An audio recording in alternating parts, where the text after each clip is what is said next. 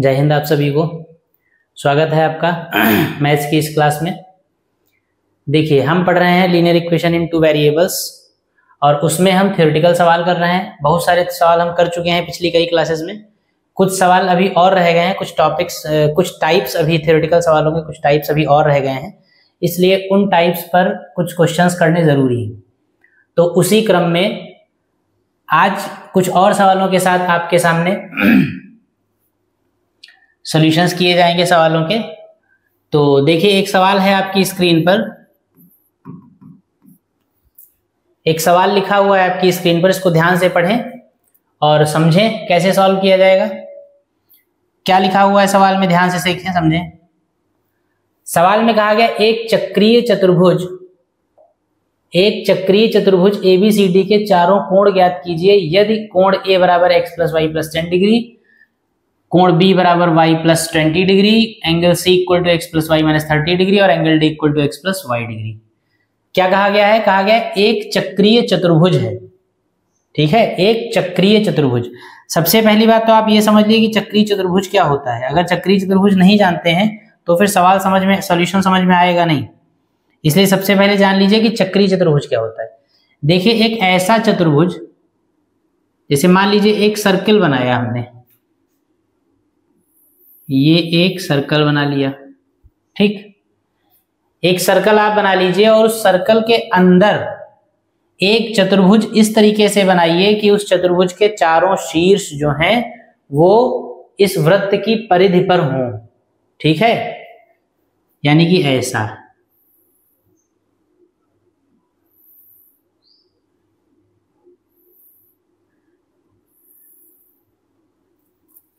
अगर किसी वृत्त के अंदर कोई चतुर्भुज इस तरीके से बना हुआ हो कि चतुर्भुज के चारों शीर्ष वृत्त पर स्थित हों तो इस चतुर्भुज को आप चक्रीय चतुर्भुज कह देंगे। हमसे जो सवाल में जो हमको दे रखा है वो एक चक्रीय चतुर्भुज है, यानी कि ऐसा वाला चतुर्भुज होगा। इस चक्रीय चतुर्भुज का नाम ABCD दे रखा है, तो इसका नाम आप रख लीजिए ABC और D।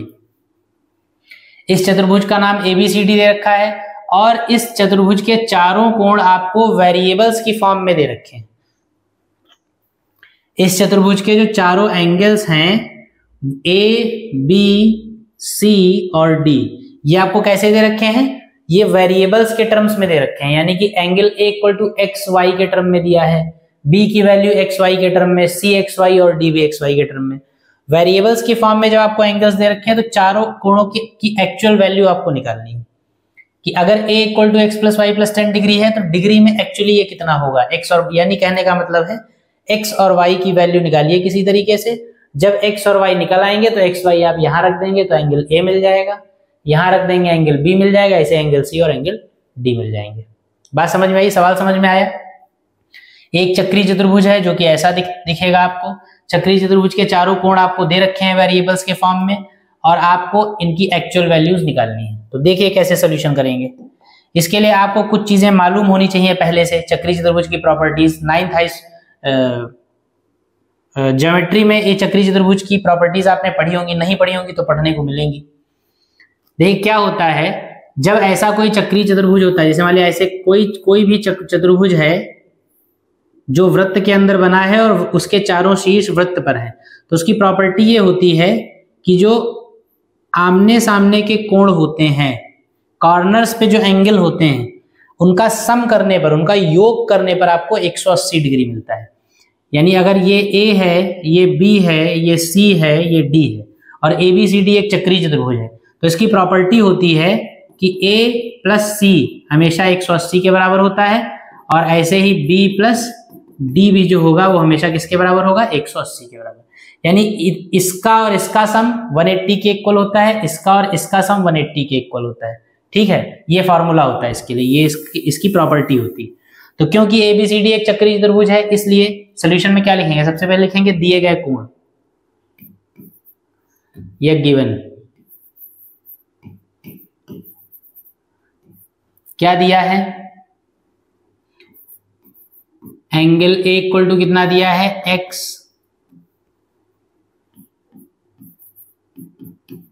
x plus Y plus 10। Angle B equal to कितना दिया है, y plus 20। Angle C equal to कितना दिया है, x प्लस वाई माइनस 30। और एंगल डी इक्वल टू कितना दिया है, x प्लस वाई। ठीक, अब लिखेंगे क्योंकि ए बी सी डी क्या है,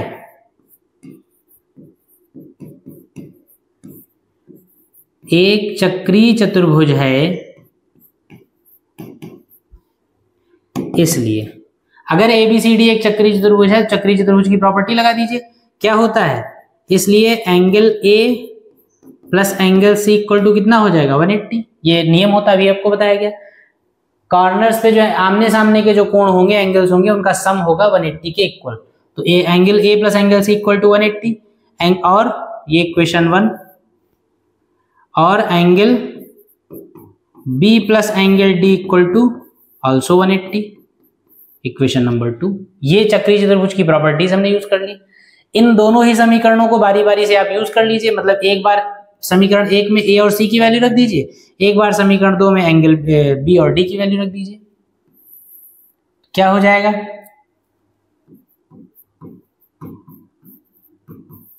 समीकरण 1 से एंगल ए का मतलब कितना, x प्लस वाई प्लस 10, और एंगल सी का मतलब कितना, x प्लस वाई माइनस 30, और इज इक्वल टू 0, 180। x और x मिल गया 2x हो गया, y और y मिल गया 2y हो गया, बराबर में 180। ये माइनस का 20 बचा, उधर गया प्लस का 20 हो गया। x plus y is equal to 180 20 200 हो गया, और 200 इस 2 से कट गया तो कितना बचा, 100। समीकरण नंबर 3। समीकरण नंबर 2 में वैल्यू रख दीजिए। समीकरण 2 से, समीकरण नंबर 2 क्या है, b प्लस डी। b का मतलब y प्लस 20, d का मतलब x प्लस वाई, और इज इक्वल टू 180। तो ये हो जाएगा आपका x plus 2y is equal to 180 और माइनस 20 दैट इज 160। यहां से x की वैल्यू निकाल लीजिए, 160 माइनस 2y, इक्वेशन नंबर 4 हो गया। यहां तक समझ में आई होगी बात। x की वैल्यू इक्वेशन नंबर 3 में रख दीजिए, इसको इधर वाला बिगाड़ देना है।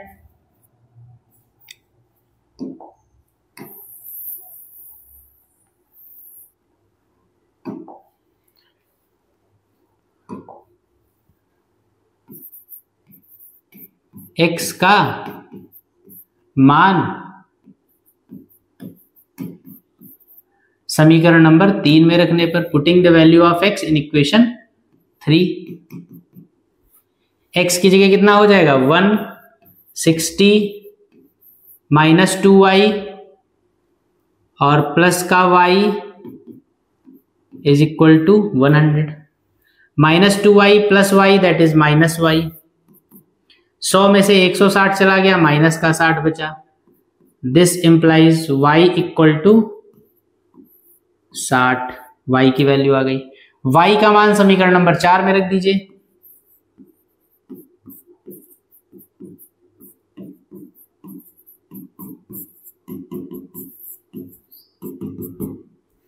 तो x इज इक्वल टू कितना हो जाएगा, 160 माइनस 2 इंटू वाई का मतलब 60, यानी x इक्वल टू 60 दूना 120, और ये चला गया 40, 40 आ गया।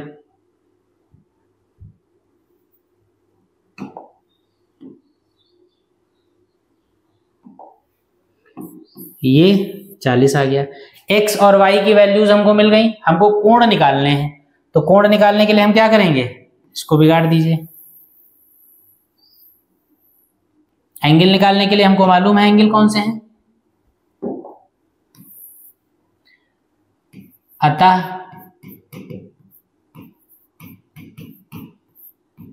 कोण क्या होंगे? सबसे पहले एंगल ए इक्वल टू कितना है? x plus Y plus 10। x का मतलब कितना? 40, y का मतलब 60 और प्लस 10 कितना हो जाएगा? 60, 40, 100, 110।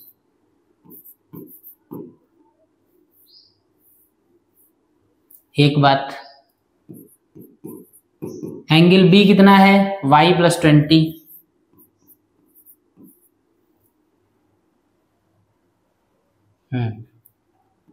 y प्लस 20, तो ये कितना हो जाएगा? y का मतलब 60 प्लस 20, यानी एंगल बी कितना हो जाएगा? 80 डिग्री। फिर एंगल सी कितना है? x plus Y minus 30, x plus Y minus 30, x का मतलब 40, y का मतलब 60 माइनस 30, तो एंगल सी कितना हो जाएगा? कितना हो जाएगा? ये प्लस का 70 बचेगा।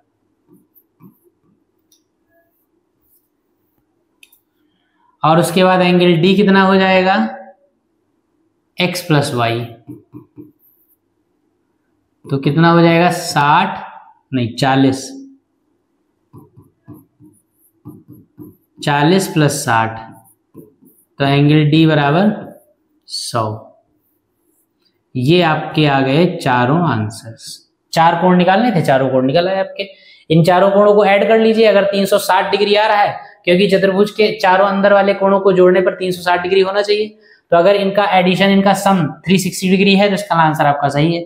तो 110 और 80 190 हो गया, 190 और 100 290 हो गया, 290 और 70 360, क्योंकि चारों का योग 360 आ रहा है। इसका मतलब जो भी आंसर आपका आया है वो सही है। ये आपका सवाल है, इसको नोट कर लीजिए और फिर आते हैं अगले क्वेश्चन। देखिए ये सवाल है आपकी स्क्रीन पे। देखिए लैंग्वेज में सवाल थोड़ा सा बड़ा है लेकिन लगाने में, सॉल्यूशन में आसान है। ध्यान से समझ लीजिए एक बार सवाल को पढ़ के। कहा गया एक आयत, आयत मतलब रेक्टेंगल, एक आयत का क्षेत्रफल 9 वर्ग इकाई कम हो जाता है यदि उसकी लंबाई 5 इकाई कम कर दी जाए और चौड़ाई 3 इकाई बढ़ा दी जाए। यदि हम लंबाई को 3 इकाई और चौड़ाई को 2 इकाई बढ़ा दें तो क्षेत्रफल 67 वर्ग इकाई बढ़ जाता है। तो आयत की विमाएं यानी कि रेक्टेंगल की डायमेंशंस, यानी कि उसकी लंबाई और चौड़ाई, लेंथ और ब्रेथ आपको निकालनी है। ठीक, तो बात फिर वही है, जो निकालना है वो मान लीजिए। पहले आप क्या करेंगे? जो निकालना है वो मान लेंगे। तो माना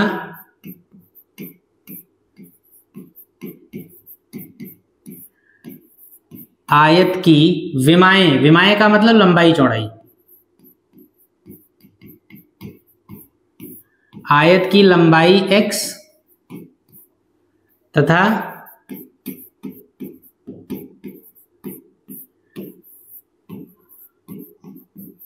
चौड़ाई y है, ये मान लिया हमने। ठीक, लंबाई x और चौड़ाई y है। अब आप जरा शर्तों पे चलिए। अच्छा, लंबाई x और चौड़ाई y होगी तो आयत का क्षेत्रफल क्या होगा? लिख लीजिए इसको, ये काम आएगा। इसलिए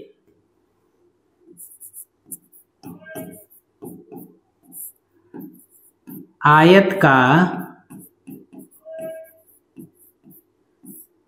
क्षेत्रफल बराबर, फॉर्मूला क्या होता है?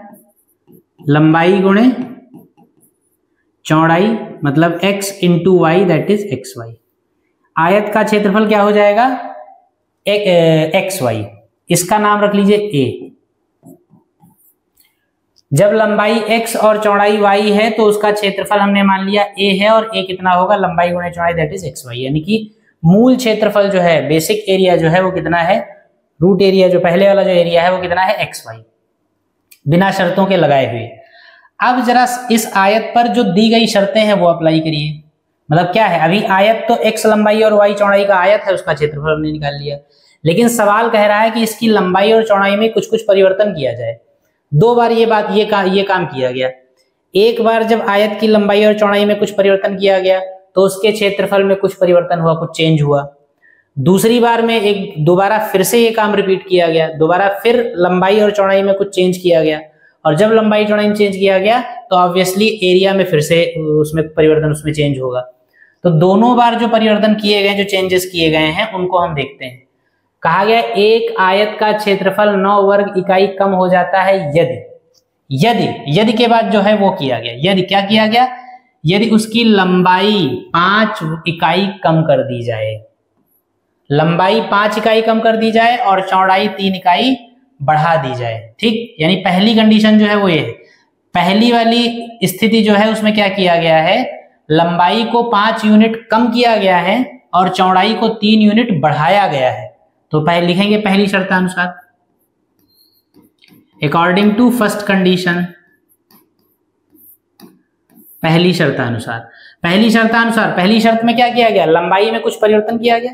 जब लंबाई में कुछ चेंज करेंगे तो एक नई लंबाई मिलेगी, तो वही हम लिखेंगे पहली शर्तानुसार नई लंबाई बराबर क्या होगी, पहले वाली लंबाई कितनी थी x, और उस लंबाई में चेंज क्या किया गया, लंबाई को 5 यूनिट कम कर दिया गया।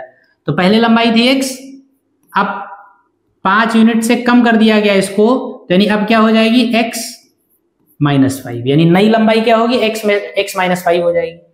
और नई चौड़ाई क्या होगी, चौड़ाई को क्या किया गया, 3 इकाई से बढ़ा दिया गया है। चौड़ाई है हमारी y और 3 इकाई से इसको बढ़ा दिया गया, तो नई चौड़ाई क्या हो जाएगी, y प्लस 3। जब नई लंबाई हमको मिल गई, नई चौड़ाई हमको मिल गई, तो नया क्षेत्रफल भी मिल जाएगा। इसलिए नया क्षेत्रफल बराबर क्या हो जाएगा, लंबाई गुणा चौड़ाई होता है, तो क्या लिखेंगे, नई लंबाई गुणे नई चौड़ाई। नए क्षेत्रफल का नाम आप a1 रख लीजिए, इसको a कहा था तो इसको a1 कह दीजिए। नई लंबाई मतलब x माइनस 5 और नई चौड़ाई मतलब y प्लस 3। सॉल्व कर लीजिए इसको, ब्रैकेट खोल दीजिए, एक्स वाई प्लस का 3x माइनस का 5y और माइनस का 15, समीकरण नंबर 2। यहां तक बात आ गई। पहली शर्त के हिसाब से नया क्षेत्रफल ये निकल आया। अब देखिए ध्यान से समझिएगा, पुराना क्षेत्रफल ये है और नया क्षेत्रफल ये है। जब ये पुराना है ये नया है तो इन दोनों क्षेत्रफलों में कोई फर्क भी तो होगा, क्योंकि ये क्षेत्रफल x लंबाई और y चौड़ाई से मिला है और ये क्षेत्रफल x माइनस 5 लंबाई और y प्लस 3 चौड़ाई से मिला है। जब लंबाई चौड़ाई बदली गई है तो क्षेत्रफल भी स्वाभाविक तौर पे बदल जाएगा। अब बदलने में वो बढ़ा है या घटा है ये सवाल में देखना पड़ेगा आपको। क्या कहा गया, फिर से आइए सवाल पे। एक आयत का क्षेत्रफल जब आपने उसकी लंबाई 5 इकाई कम की है और चौड़ाई 3 इकाई बढ़ाई है तो आयत का क्षेत्रफल क्या हुआ है, 9 वर्ग इकाई कम हो गया है, पहले से कम हो गया है।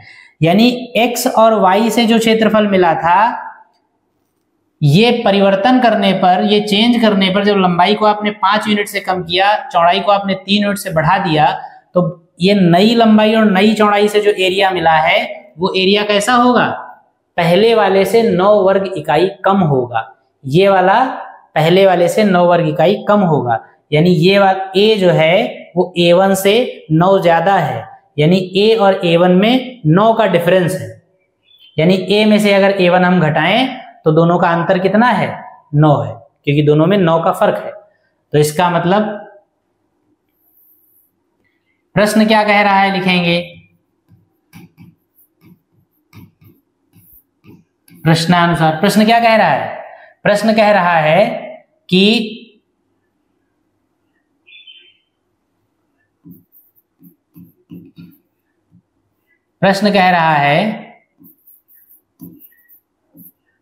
कि मूल क्षेत्रफल माइनस नया क्षेत्रफल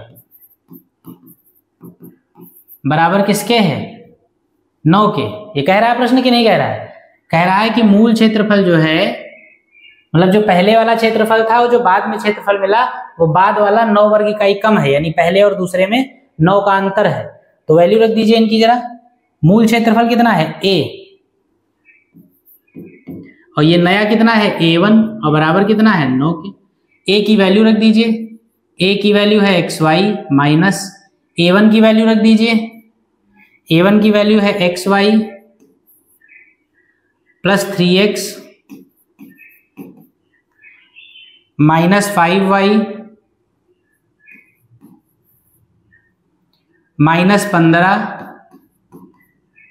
और बराबर 9। ठीक है, देखिए ब्रैकेट जब आप खोलेंगे तो अंदर के सारे निशान बदल जाएंगे। जब अंदर के सारे निशान बदलेंगे तो XY ये प्लस का है, ये XY माइनस का आ जाएगा, कट जाएगा। माइनस प्लस ये माइनस का 3X हो जाएगा, प्लस का 5Y हो जाएगा, और माइनस माइनस प्लस का 15 हो जाएगा, और 9 को इधर ले आइए या बराबर में उधर ही रहने दीजिए। ठीक, माइनस का 3X प्लस का 5Y और बराबर 15 उधर चला गया तो कितना हो जाएगा 9 और 6 15 माइनस का 6। ये माइनस कॉमन लेके उधर भेज दीजिए तो इधर ही हो जाएगा 3X माइनस 5Y और बराबर माइनस माइनस प्लस का 6। ये समीकरण नंबर हो गया, कितने बन गए हैं 2 3। ये XY में आपको पहला समीकरण मिला इतना काम करने के बाद। ठीक है, यहां तक आई बात समझ में। आगे बढ़िए, दूसरी कंडीशन यूज करिए। अब सारा काम वही है, मूल क्षेत्रफल तो यही रहेगा।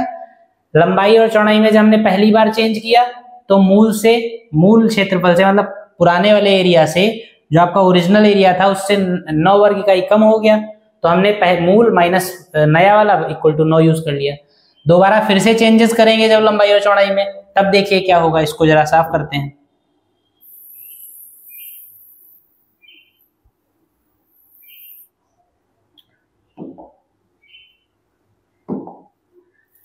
दूसरी शर्तानुसार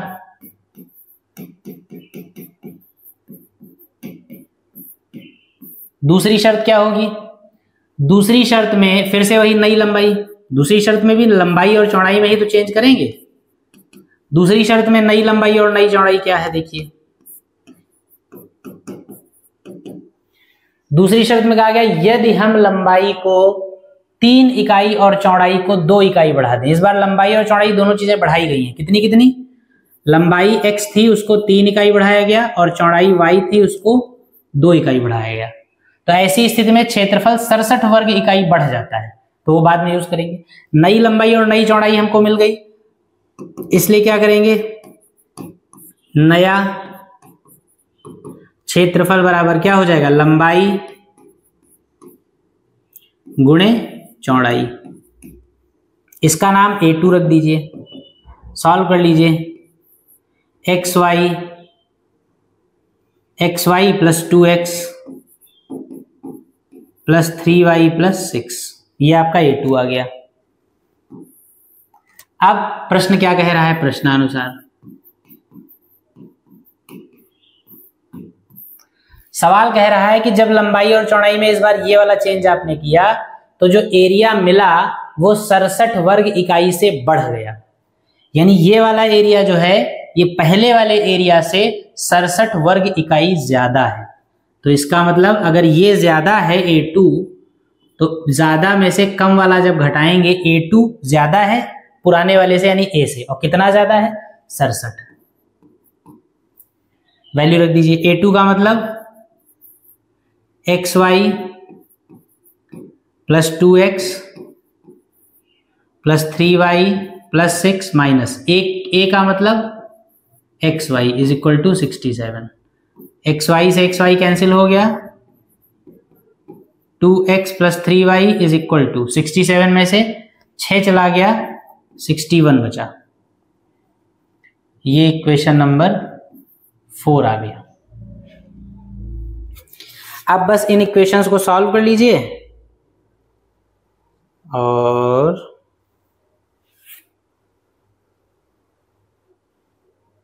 ठीक, इन इक्वेशंस को सॉल्व कर लीजिए। ये xy में एक समीकरण, ये xy में एक समीकरण, दोनों को सॉल्व करेंगे। जब सॉल्व करेंगे तो x और y की वैल्यूज मिल जाएंगी, वही आपके आंसर होंगे।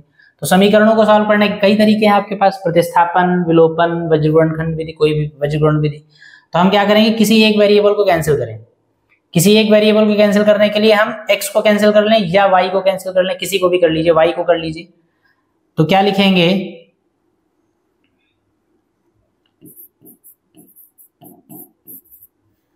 समीकरण नंबर 3 को, समीकरण नंबर, क्योंकि y को कैंसिल कर रहे हैं तो y का गुणांक इसमें 3 है, इस वाले गुणांक से उस वाले समीकरण को मल्टीप्लाई करेंगे कोफिशिएंट से, ये 3, और समीकरण नंबर 4 यानी इक्वेशन नंबर 4 यानी इसको, वहां कोफिशिएंट कितना है 5, तो 5 से मल्टीप्लाई करेंगे, और यहां प्लस है यहां माइनस है, जब साइन डिफरेंट होते हैं तो इक्वेशंस को ऐड किया जाता है। ठीक, ये ऐड कर लीजिए इनको, इसको भी काट दीजिए इधर।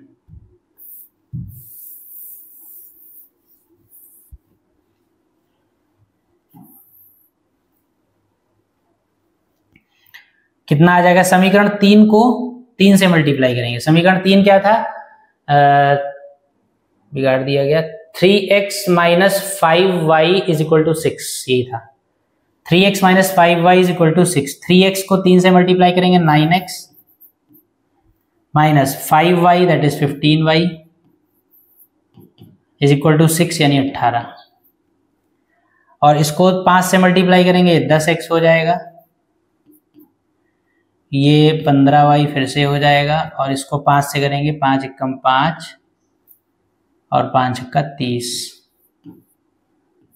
ऐड कर देंगे ये कट जाएगा, ये 19x हो जाएगा, और ये हो जाएगा 318 और 5 23, ये आप x कट जाएगा ये 19 से, कितनी बार 19 एकम 19, बचा कितना 12 1 13, 7 बार,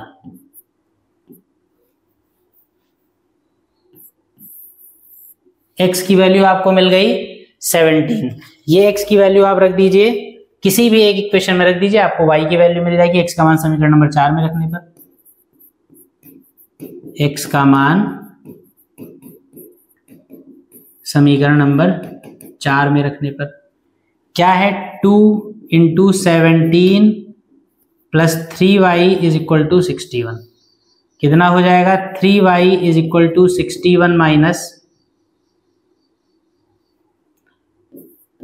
61 माइनस 17 दूनी 34, 3y इज इक्वल टू आ जाएगा 11 में से 4 चला गया तो 7 4 11 और ये 2, 7 4 11 3 2 5 1 6, यानी y इज इक्वल टू आ गया कितना 3 9 27, अतः करके सॉल्यूशन लिख लेंगे, अतः आयत की लंबाई x इज इक्वल टू 17 और आयत की चौड़ाई y इक्वल टू 9, ये आपका हो गया आंसर, ये अगला सवाल आपका हो गया।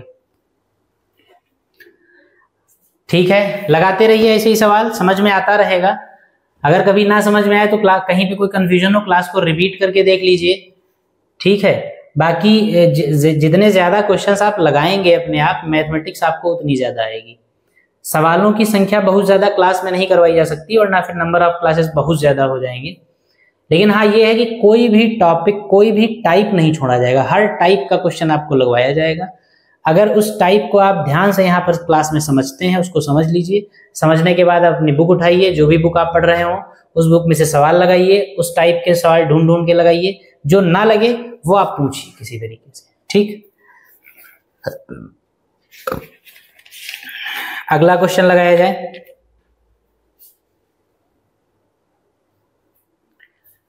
एक और लास्ट क्वेश्चन लगा लीजिए और उसके बाद आज की क्लास को रोकेंगे। यहां पे एक देखिए आसान सा क्वेश्चन है, लिखेंगे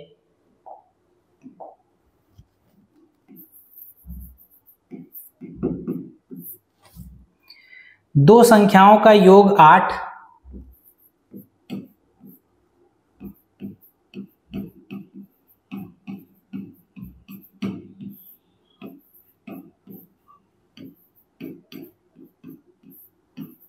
9 दो संख्याओं का योग 8 तथा उसके व्युत्क्रमों का योग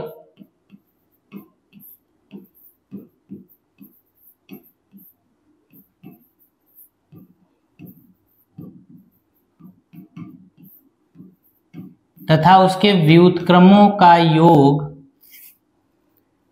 8/15 है।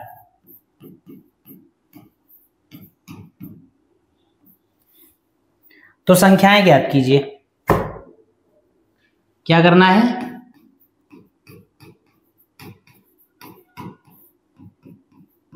संख्याएं ज्ञात कीजिए। आसान सा क्वेश्चन है।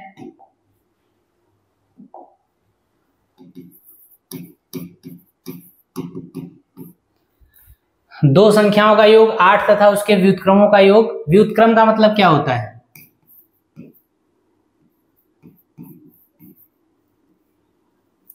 रेसिप्रोकल। क्या होता है? व्युत्क्रमों का मतलब होता है, इसे लिख नहीं रहा हूं यहां पे। व्युत्क्रमों का मतलब होता है रेसिप्रोकल। दो संख्याओं का योग। संख्याएं याद करनी, सबसे पहले आप संख्याएं मान लीजिए।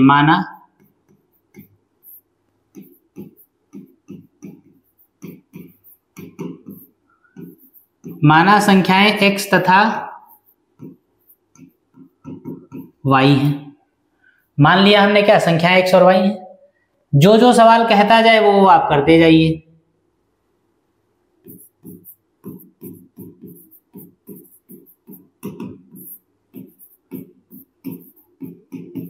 संख्याओं का योग कितना दिया है? 8।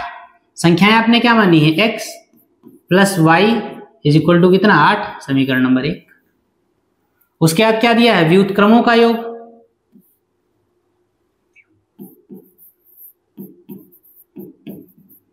व्युत्क्रमों का योग मतलब सम ऑफ रेसिप्रोकल्स। कितना दिया है? 8/15। अच्छा, व्युत्क्रमों का योग यानी सम ऑफ रेसिप्रोकल्स। रेसिप्रोकल का मतलब क्या? रेसिप्रोकल का मतलब संख्याओं को पलट कर उनको जोड़ दी। यानी x है तो 1/x और y है तो 1/y। x का व्युत्क्रम 1/x, y का व्युत्क्रम यानी रेसिप्रोकल 1/y, और व्युत्क्रमों का योग यानी 1/x और 1/y का योग बराबर कितना है? 8/15। सॉल्व कर लीजिए इसको। x y एलसीएम मिलेगा, ऊपर आ जाएगा y plus x upon x y is equal to 8/15। y plus x लिखिए या x प्लस वाई लिखिए, एक ही बात है। तो x प्लस वाई की वैल्यू 8 है, यहां पे रख दीजिए। क्या लिखेंगे? समीकरण 1 से। समीकरण 1 से x प्लस वाई की वैल्यू हमने रखी 8/xy इज इक्वल टू 8/15। ये 8 से 8 कट जाएगा, एक्स वाई उधर जाएगा, 15 इधर आएगा, ये कट जाएगा। एक्स वाई कितना हो जाएगा? 15। यहां से अब y की वैल्यू निकाल लीजिए। 15/x हो जाएगी। y का ये मान इक्वेशन 1 में रख दीजिए।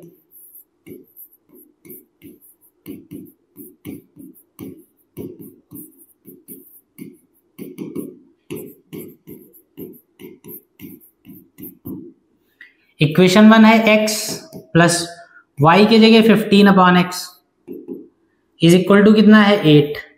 x एलसीएम ले लीजिए तो क्या हो जाएगा? x² plus 15/x is equal to 8। x LCM वही हो गया। x उधर जाएगा, 8 के साथ चला जाएगा, कितना हो जाएगा? x² प्लस 15 और ये उधर चला जाएगा, कितना हो जाएगा? 8x। 8x इधर ले आइए, x² minus 8x plus 15 is equal to 0। ये आपका द्विघात समीकरण बन गया।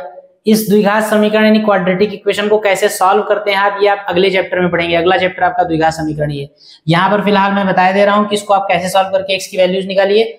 और अगर आप द्विघात समीकरण से इस सवाल को ना लगाना चाहिए तो यहां पर अभी इसका मैं सोल्यूशन बता दूंगा, उसके बाद एक अल्टरनेट सोल्यूशन और बता दूंगा जिसमें द्विघात समीकरण से आपको इसको नहीं लगाना पड़ेगा, एक दूसरे मेथड से लग जाएगा। फिलहाल इसको क्वाड्रेटिक हमने बनाया है तो क्वाड्रेटिक से ही इसको सॉल्व कर लेते हैं, फिर एक और मेथड आपको बता दिया जाएगा। क्वाड्रेटिक में क्या होता है? द्विघात समीकरण में क्या होता है? क्वाड्रेटिक इक्वेशन में ये जो कांस्टेंट टर्म होता है, ये जो कांस्टेंट टर्म होगा जिसमें x नहीं है, इसके फैक्टर्स किए जाएंगे, इसके गुणनखंड किए जाएंगे, इसको तोड़ा जाएगा। कोई ऐसे दो नंबर्स आपको ढूंढने हैं जिनको मल्टीप्लाई करने पर ये कांस्टेंट मिल जाए, जिनको आपस में मल्टीप्लाई यानी गुणा करने पर ये कांस्टेंट मिल जाए, और यहां पर अगर प्लस लगा हुआ है तो फिर उन नंबर्स को प्लस करने पर ये मिल जाए, जो भी नंबर यहां पे है। यानी हमको इस सवाल में ऐसे दो नंबर्स ढूंढने हैं जिनको आपस में मल्टीप्लाई करने पर 15 मिले और जिनको आपस में जोड़ने पर 8 मिले। तो सोच के देखिए आप, 5 और 3 दो नंबर्स हैं वो ऐसे, 5 और 3 को मल्टीप्लाई करेंगे तो 5 3 15 बनेगा, और 5 और 3 को जोड़ेंगे, यहां प्लस लगा है तो जोड़ेंगे, 5 और 3 को जोड़ेंगे तो क्या मिलेगा 8। यानी 5 और 3 वो दो नंबर हैं। तो इसको कैसे लिखेंगे, ऐसे लिखा जाता है x² माइनस 8 को हम क्या लिख लेंगे 5 प्लस 3 और x ब्रैकेट के बाहर और प्लस 15 इज इक्वल टू 0। ये तरीका होता है। 8 को 5 प्लस 3 लिखेंगे, 5 प्लस 3 8 ही हो जाएगा, और 5 और 3 का मल्टीप्लाई करेंगे तो 15 हो जाएगा। यानी ये फैक्टर्स होंगे इसके। माइनस का ब्रैकेट ओपन कर दिया, माइनस का 5x माइनस का 3x प्लस का 15 is equal to 0। x common लेंगे तो x माइनस 5 माइनस 3 कॉमन लेंगे तो यहां पर भी x माइनस 5 बचेगा।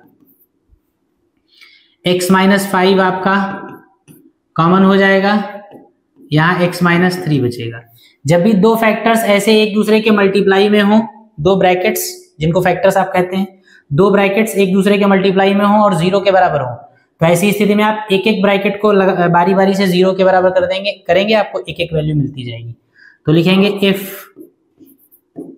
x minus 5 equal to 0, this implies x बराबर कितना 5।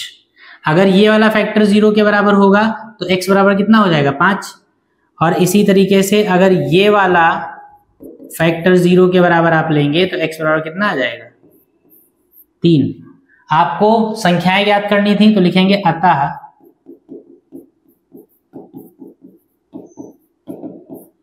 संख्याएं बराबर 5, 3।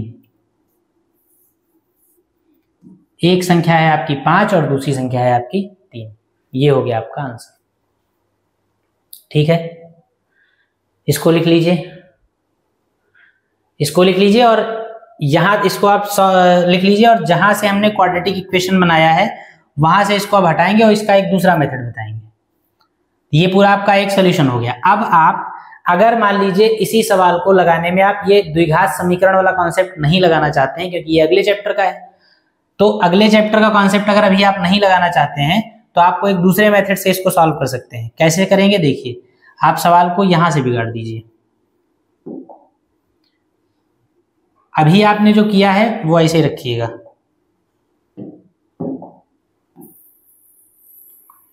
ये एक सोल्यूशन आपको हो गया। ये सोल्यूशन गलत नहीं, ये नहीं है शुक्रिया कि ये सोल्यूशन करना ही नहीं है। अभी क्योंकि आपने क्वाड्रेटिक इक्वेशन नहीं पढ़ा है, इसलिए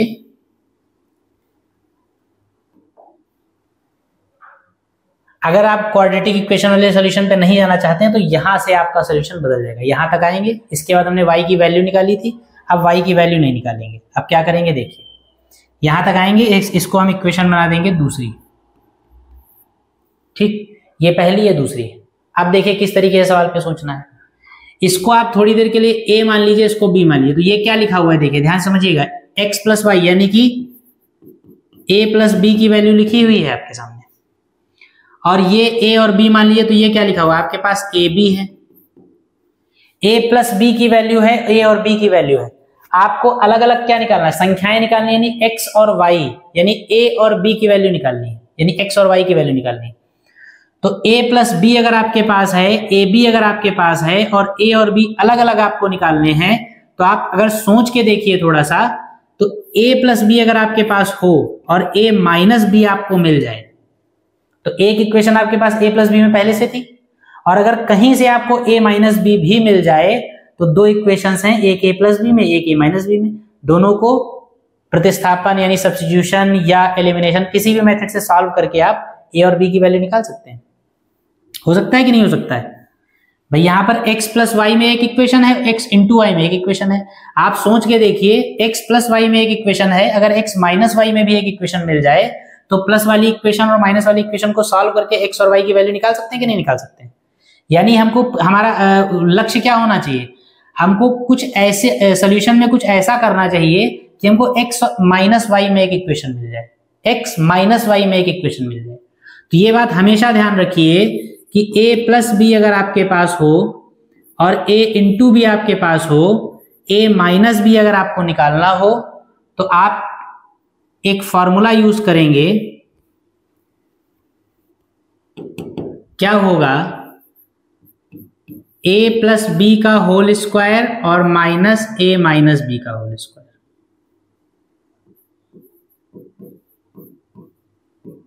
कितना होगा, ये होता है 4ab के बराबर। इस फॉर्मूले को यूज करेंगे और ये रटना नहीं है आपको, ये बिल्कुल भी रटना नहीं है। a प्लस बी का होल स्क्वायर का एक फार्मूला होता है, a माइनस बी के होल स्क्वायर का एक फार्मूला होता है। दोनों सूत्रों को अगर आप आपस में घटा दीजिए तो घटाने पर आपको 4ab मिलता है। ठीक, तो इस फॉर्मूले को यूज कर लेंगे, क्योंकि इतना बराबर इतना होता है। इसलिए कैसे होता है देखना चाहे देख सकते हैं आप, अभी उधर रफ पे बता दूंगा। a प्लस बी का होल स्क्वायर बराबर इतना होता है, इसलिए इसको यूज करेंगे हम। क्या लिखेंगे, a की जगह x प्लस वाई, a की जगह x, b की जगह y यूज कर लेंगे। x प्लस वाई का whole square minus x minus Y का whole square equal to 4xy, ये हो जाएगा। x प्लस वाई की जगह वैल्यू रख दीजिए 8 का स्क्वायर माइनस, ये हमको मालूम नहीं, और इंटू 4 इंटू एक्स वाई का मतलब ये x माइनस वाई का होल स्क्वायर उधर ले जाइए, बाकी सब इधर ले आइए। तो 8 हटाई 64 हो जाएगा, ये माइनस का 15 चक्कू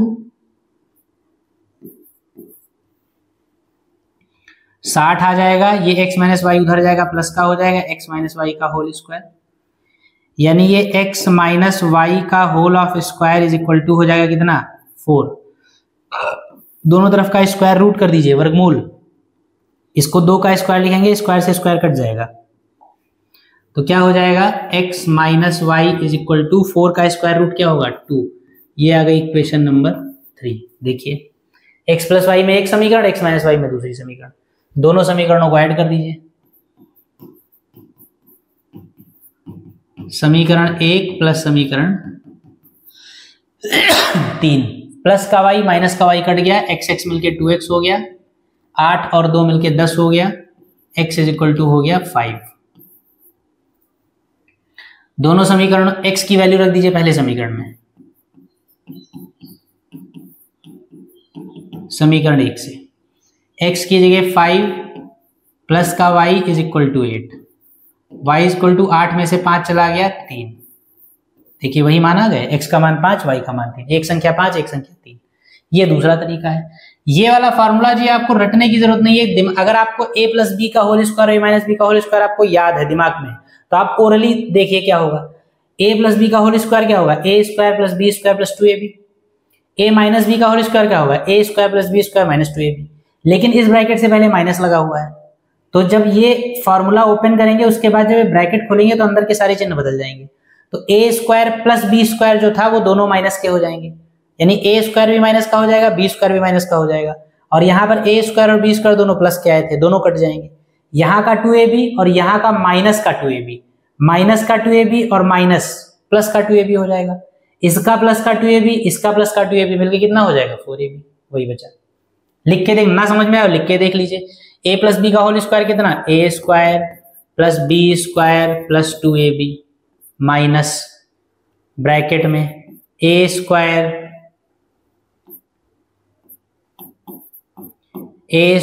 plus b square minus 2ab, ये हो जाएगा। माइनस से ब्रैकेट खुलेगा, जब माइनस से ब्रैकेट खुलेगा तो क्या होगा, a स्क्वायर प्लस का और ये स्क्वायर माइनस का कट जाएगा, बी स्क्वायर प्लस का और ये माइनस प्लस माइनस का कट जाएगा, और ये माइनस और माइनस प्लस का 2ab और प्लस का 2ab जुड़ के कितना हो जाएगा, 4ab। यानी कि अगर a प्लस बी का whole square a minus b के होल स्क्वायर को माइनस करिए तो 4ab मिलेगा। तो ये फार्मूला होता है, ऐसे बहुत सारे फार्मूले होते हैं जो बनाए जाते हैं अपने आप, अपने जरूरत के हिसाब से यूज कर लेते हैं। तो एक ये पैटर्न आपका है, इसको नोट कर लीजिए।